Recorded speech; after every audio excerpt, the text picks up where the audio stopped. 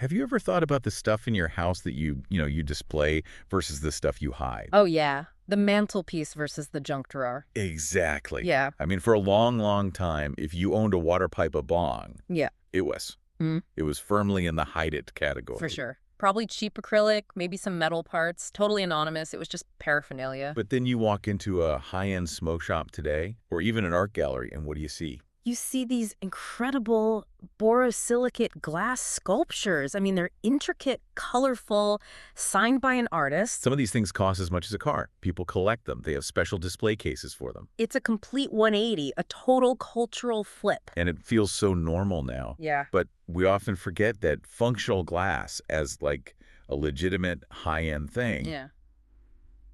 it had to be invented. It didn't just happen. No, it had to be engineered. And this is the key. It had to be branded. That's the word, branded. So today we're looking at a very specific slice of history where, a subculture basically collided with industrial manufacturing. I love this story. Yeah, we are diving deep into what's known as the Jerome Baker era.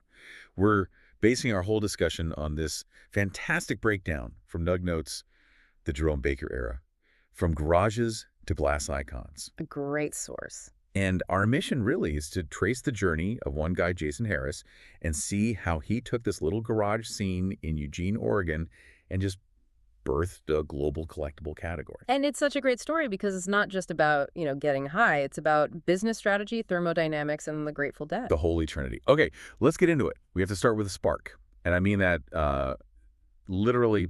Picture this. July 1989, Foxborough, Massachusetts. And the Grateful Dead are playing. This is the primordial soup for this entire industry. So Jason Harris is there. Now, the notes give us this really interesting detail about him. He's just a kid, but he's from Miami.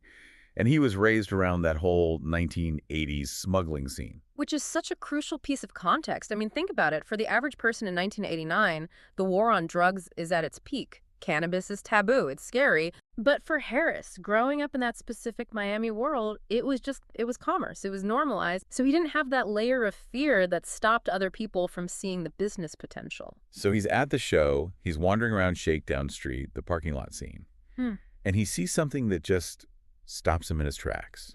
He sees Bob Snodgrass. The Godfather. Yeah. If you own a glass pipe today, you owe a debt to Bob Snodgrass. So what was Snodgrass actually doing in a parking lot? I mean, that's wild. He was blowing glass live. He had a torch set up right there by his bus. But he wasn't just melting glass, he was fuming it. And this is the first technical idea we need to really get because it changed everything. Fuming. Okay, so that's what creates the color changing effect, right? Exactly. Snodgrass figured out that if you vaporize, say, silver or gold in the flame while you're working the glass, these tiny metal particles get trapped inside.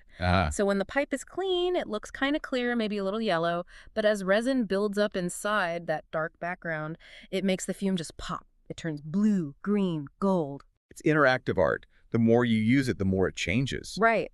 And for Harris, seeing this wizardry, I mean, taking a clear tube and turning it into this magical object, that was it. That was the catalyst. The notes say he just pivoted instantly. He wanted to be a printmaker. Gone. Sees Snodgrass, and printmaking is dead. It's all about molten glass now. So he does the logical thing. He moves his entire life. In 1991, he relocates to Eugene, Oregon. And he told his parents he was going to attend the University of Oregon. Mom, Dad, I'm off to college. Yeah, majoring in parking lot economics. But really, he was moving to the epicenter. Because of Snodgrass, Eugene became this functional glass mecca. Everyone who wanted to learn this craft, they all gravitated there. But let's be real about what learning meant back then. It's not like you could watch a YouTube tutorial. Oh, God, no. And you couldn't enroll in some class. The notes describe it as informal but brutal. I love that. It was a guild mentality. You had to find someone who would even let you watch. You had to grind. You had to save up just to buy your own torch and tanks. It was a serious barrier to entry. If you weren't completely obsessed, you'd just wash out. It filtered out all the casual. So Harris makes it through the filter. He teams up with another apprentice, Chris Shave. This is around 93, the garage years. They're working in a garage near Snodgrass. And this is where the story shifts from just art to engineering. This is where they really separate themselves from the pack. Lots of people can make pretty art. Very few can engineer a scalable product. And the source material brings in this character named Dan Kay. And he shows up with the hardware. Dan Kay brings the Carlisle CC burner. Okay, so for those of us who aren't glassblowers, why is this specific burner such a big deal? It's all about the big heat. Most artists were using smaller torches, fine for little beads or soft glass. The Carlisle CC is, it's basically a jet engine for glass. It pumps out this incredible thermal energy. And that big heat unlocks something new. It unlocked heavy wall borosilicate glass. Borosilicate, so that's like Pyrex, right? The tough stuff. Yeah. Essentially, yes, it's lab-grade glass. Before this, most pipes were soft glass. They were super fragile. You drop it, it shatters. You heat it too fast, it cracks. Borosilicate is tough. It can take the heat. So all of a sudden, they're not making fragile little trinkets. They're making durable tools. Durable, heavy tools. And with that big heat, they could perfect the wrap and rake technique. You've seen this style. It's the classic 90s look. These wavy lines of color wrapped around the tube and raked into zigzags. That pattern became the uniform of the era. You saw that. You knew where it came from. But here is where Jason Harris puts his business hat on. He looks around Eugene in 1994, and what does he see everywhere? He sees 1,000 people making spoons. Small, dry hand pipes. Spoons are kind of the fast food of the glass world. They're quick, they're cheap to make, and you can sell them for $20 all day. Easy money. But Harris spots the gap in the market. He realizes all the head shops are drowning in spoons, but they have no true tubes, no high-end water pipes. Why not? If they're so much more profitable, why wasn't everyone making them? Because they're incredibly difficult to make. When you're making a big water pipe, a bong, you are fighting gravity. You're spinning this huge mass of molten glass. You have to keep the walls perfectly even or it'll crack. And this is crucial. You have to engineer the seals. The seals, you mean where the downstem goes in? Exactly. If that seal leaks, the whole thing is useless. It's just a heavy vase. So that technical barrier was massive. And Harris realized that if he could master that, he'd have a moat around his business. So he finds another mentor, Cameron Tower, specifically to learn water pipe engineering. I love that term. It's not just art. It's fluid dynamics. It's structural engineering. He had to learn to handle that big heat on a much larger scale. And once he nails that, he has this realization. There's a quote in the notes that I think just defines his entire career. He says, "Pipes pay bills, bongs change lives." It's funny, but it's also, economically profound. A spoon is a transaction. It's $20. A heavy wall, intricate water pipe, that's an investment. That's a centerpiece. That's a $300-400 purchase. And the emotional connection is different. You name your bong, right? You don't usually name your spoon. So true. By moving up to furniture-grade glass, he wasn't just making a better product, he was creating a totally different customer relationship. So by 1995, he's got the skills, he's got the tech, he's got the heavy glass, but he's still just Jason Harris, glassblower. And then a huge cultural event happens. Jerry Garcia passes away, August 1995. A massive blow to that whole community. But in the wake of that, Harris and his partner Jordan Schefter decide to formalize things. They need a company name. And they land on Jerome Baker Designs. You pick that down. So Jerome is a tribute to Jerry Garcia. Yeah, paying respects to the roots of the scene. And Baker. Well, because you're getting baked. It's so simple. It's cheeky, but it sounds legitimate. It sounds like a fashion house. Like Ralph Lauren. Mm-hmm. Jerome Baker. That's the absolute genius of it. Before this, glass was totally anonymous. You bought a generic pipe. By creating this persona, Jerome Baker, they introduced the concept of authorship to the whole industry. Suddenly you weren't buying a bomb. You were buying a Jerome Baker. And that changes the consumer psychology completely. It's the difference between a generic handbag and a Gucci bag. The brand itself carries the value. But you can't build a global brand if you're the only guy making the product. Harris realized he couldn't personally blow every single pipe if he wanted to scale up. This is the moment they pivot from being solo artists and go full industrialist.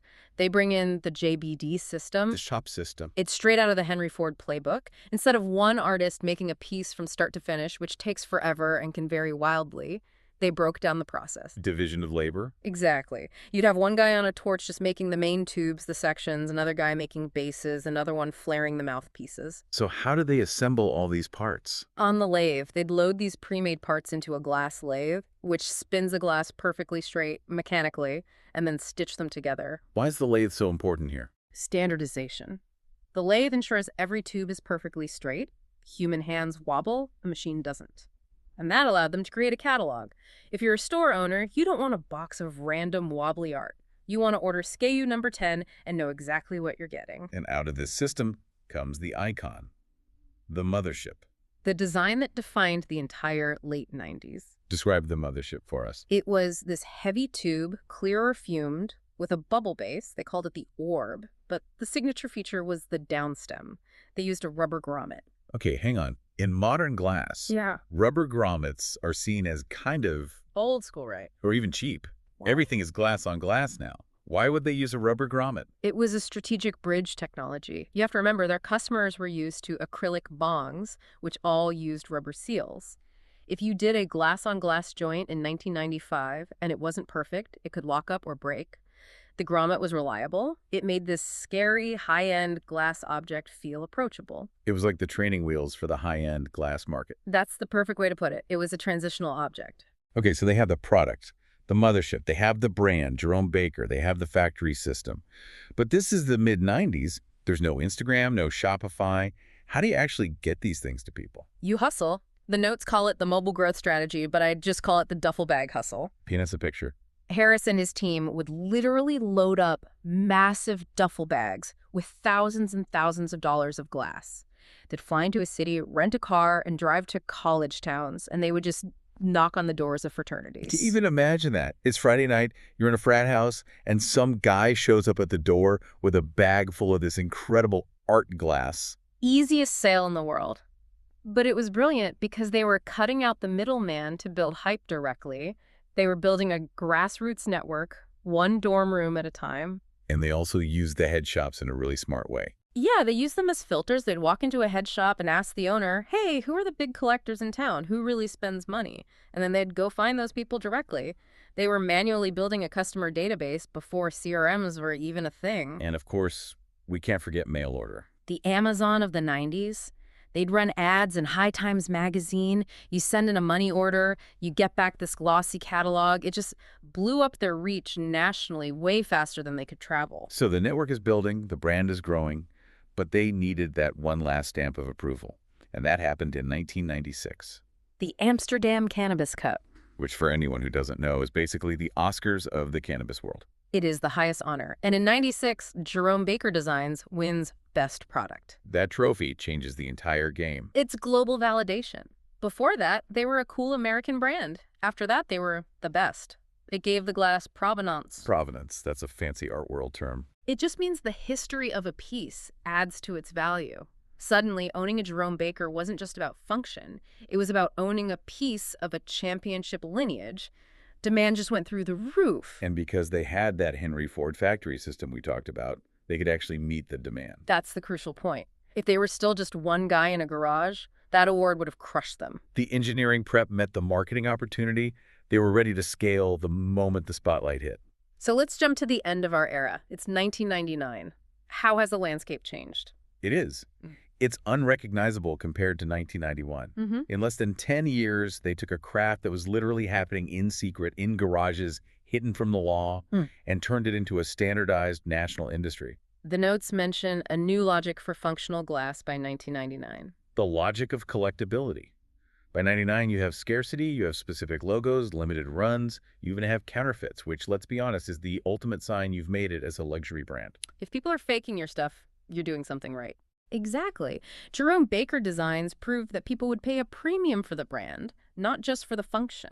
It really paved the way for everything we see today.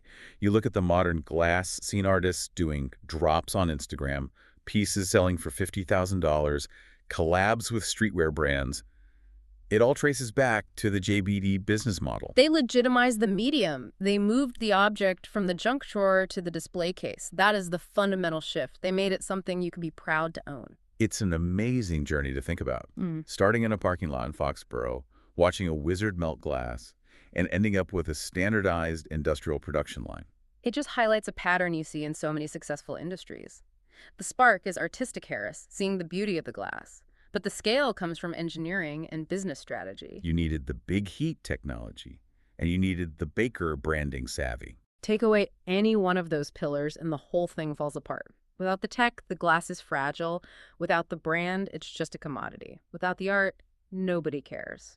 Harris was the guy who sat right in the middle of that Venn diagram. Pipes, pay bills, bongs change lives. It really was the motto that built an industry. So here's the thought I kind of want to leave you with. We often look at industries like, say, sneakers or streetwear, and we study their hype cycles. But this story proves that those same mechanics can apply to anything, even something that starts out as illegal or taboo. It really makes you wonder what else is currently in that garage phase right now. Exactly. What is the underground craft of today?